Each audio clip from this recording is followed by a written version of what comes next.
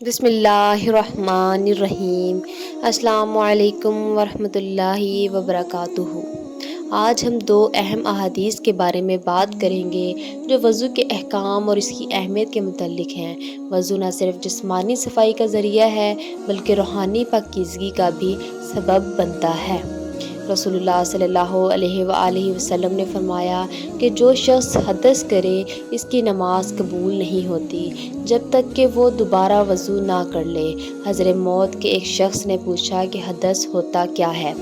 آپ نے فرمایا کہ پخانہ کے مقام سے نکلنے والی آواز والی یا بے آواز والی ہوا۔ اس حدیث میں وضو کے ٹوٹ جانے کے مسئلے کو واضح کیا گیا ہے۔ حدث سے مراد وہ چیز ہے جو وضو کو باطل کر دیتی ہے، جیسے جسم سے ہوا کا خارج ہونا۔ رسول اللہ صلی اللہ علیہ وآلہ وسلم نے وضاحت کی کہ اگر وضو ٹوٹ جائے تو نماز دوبارہ وضو کیے بغیر قبول نہیں ہوتی۔ اس سے ہمیں یہ سبق ملتا ہے کہ وضو کی حالت میں پاکیزگی اور صفائی برقرار رکھنی چاہیے تاکہ ہماری عبادات صحیح طریقے سے قبول ہوں۔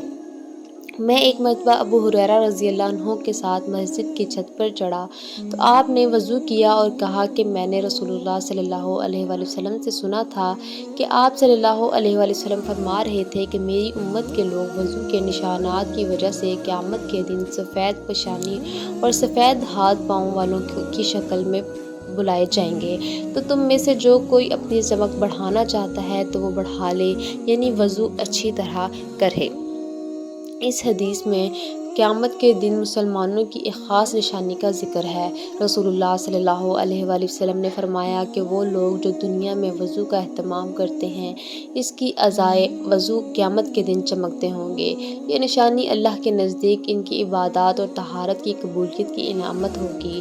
اس حدیث کا پیغام یہ ہے کہ ہمیں وضو کرتے وقت نہایت دھیان دینا چاہیے تاکہ قیامت کے دن ہم بھی ان خوش نصیب لوگوں میں شامل ہوں جن کے چہرے وضو کی وجہ سے روشن ہوں گے۔ تو یہ تھی آج کی احادیث۔ آج کی احادیث سے ہمیں وضو کی اہمیت اور ان کے فوائد کا علم ہوا۔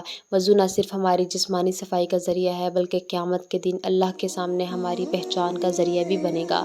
اللہ تعالی ہمیں صحیح طور پر وضو کرنے اور نمازوں کی پابندی کرنے کی توفیق عطا فرمائے۔